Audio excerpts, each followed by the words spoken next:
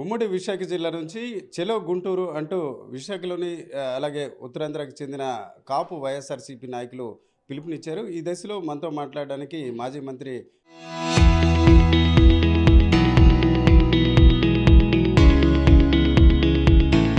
గుడివాడ అమర్నాథ్ గారు ఉన్నారు. అమర్నాథ్ గారు, ఈ చెలో గుంటూరు దీని షెడ్యూల్ ఏంటి?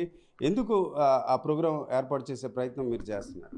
మొదటి నుంచి వైఎస్ఆర్ కాంగ్రెస్ పార్టీలో ఉన్నటువంటి కాపుల్ని టార్గెట్ చేసేటువంటి కార్యక్రమం చంద్రబాబు నాయుడు గారు చేస్తూ ఉన్నారు.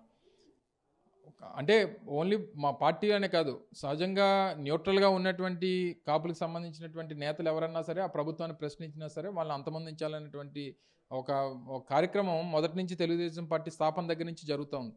సో గతంలో ముద్రగడ పద్మనాభం గారు కానీ, లేదా 88లో రంగా గారి, లేదా మొన్న రాంబాబు గారి ఇంటి మీద దాడి కానీ, ఇవన్నీ కూడా చూసిన తర్వాత ఎప్పుడు కూడా చంద్రబాబు నాయుడు గారికి కాపులు అవసరమే తప్ప కాపులు ఎవరన్నా దాన్ని వారిని వ్యతిరేకించినా ప్రశ్నించినా వారిని అంతమొందించాలనేటువంటి ఒక విధానాన్ని తెలుగుదేశం పార్టీ తీసుకుంది.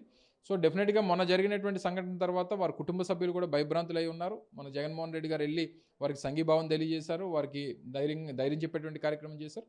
అలాగే మా తాలూకా బాధ్యతగా మా కుటుంబ సభ్యులుగా అందరం కూడా కలిసి వెళ్ళి డెఫినెట్గా వారి ఫ్యామిలీ మెంబర్స్ సంఘీభావం తెలియజేయాలనేటువంటి ఒక నిర్ణయాన్ని తీసుకున్నాం. రేపు ఉదయం 6 గంటలకి ఇక్కడి నుంచి బయలుదేరి రేపు మధ్యాహ్నం 1 గంట 2 గంటలకల్లా వారి కుటుంబ సభ్యులందరినీ కూడా పరామర్శించి తిరిగి రావడం జరుగుతుంది. అంటే వాస్తవానికి కాపుల ఓట్ల కోసం ఇది రాజకీయం చేస్తున్నారు. ఒకవైపు చూసుకుంటే లడ్డు వ్యవహారం, ఈ దశలో చెలో గుంటూరు కేవలం ఒక ఓట్ బ్యాంక్ రాజకీయంలో భాగంగా వైఎస్ఆర్సీపీ నాయకులు చేస్తారు. ఇప్పుడేమి ఎలక్షన్స్ లేవు కదా సార్, ఇప్పుడేమి ఎన్నికలు ఇంకా 3 సంవత్సరాలు ఉన్నాయి. ఈరోజు జరిగినటువంటి ఒక ఇన్సిడెంట్ 3 సంవత్సరాల తర్వాత ప్రజలు గుర్తుపెట్టుకొని దాని మీద ఏదో రియాక్ట్ అవుతారని కూడా అమాయకత్వం.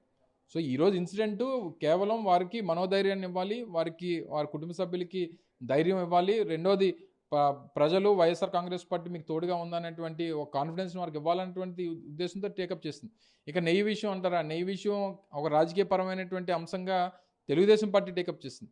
సో డెఫినెట్గా నెయ్యి ప్రసాదంలో ఏదైతే యానిమల్ ఫ్యాట్ కలిసిందనేటువంటి ఒక తప్పుడు ప్రచారాన్ని మొదలుపెట్టింది తెలుగుదేశం పార్టీ.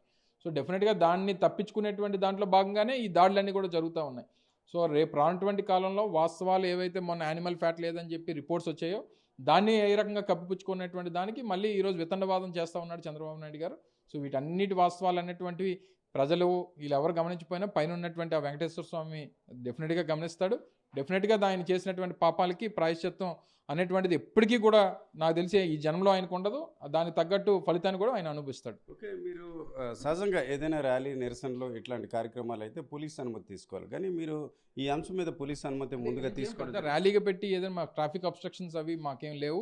ఎవరి కాళ్ళు ఇండివిజువల్గా మనం అందరం బయలుదేరమని చెప్పాం. అందరూ కూడా ఎక్కడికక్కడ జాయిన్ అవుతూ ఉంటారు. డైరెక్ట్గా గుంటూరు వెళ్ళిన తర్వాత అక్కడ కమిషనర్ కూడా ఇంటిమేట్ చేయాలని చెప్పడం జరిగింది. అక్కడికి వెళ్ళిన తర్వాత వారి ఇంటి ఫ్యామిలీ మెంబర్స్ని వెళ్ళి కలిసి వచ్చేస్తామంతే. ఇది అంబటి రాంబాబు వ్యవహారం కేవలం ఒక కుటుంబ పరామర్శలో భాగంగా ఆ ప్రాంతానికి వెళ్తామని చెప్తున్నారు. మరోవైపు చూసుకుంటే లడ్డు వ్యవహారం పూర్తిగా కూటమి రాజకీయం చేస్తుంది. ఒక రకంగా చంద్రబాబు నాయుడు ప్రాయశ్చిత్తం పడాల్సిన పోయి ఈ రకంగా అక్రమ కేసులు బనాయిస్తున్నారని మాజీ మంత్రి గుడివాడ అమర్నాథ్ ఆరోపిస్తున్నారు. కెమెరా పర్సన్ తిరుపతితో రామచంద్రరావు, RTV, విశాఖపట్నం. చరిత్ర సృష్టించినోడు ఇప్పుడు ఆ చరిత్రని తిరగరాయబోతున్నాడు. అబద్ధాల గోడల్ని బద్దలు కొట్టి నిజాలను రాగా మీ ముందుంచబోతున్నాడు. నిజమైన వార్తల కోసం వెంటనే డౌన్లోడ్ చేసుకోండి రా యాప్ని.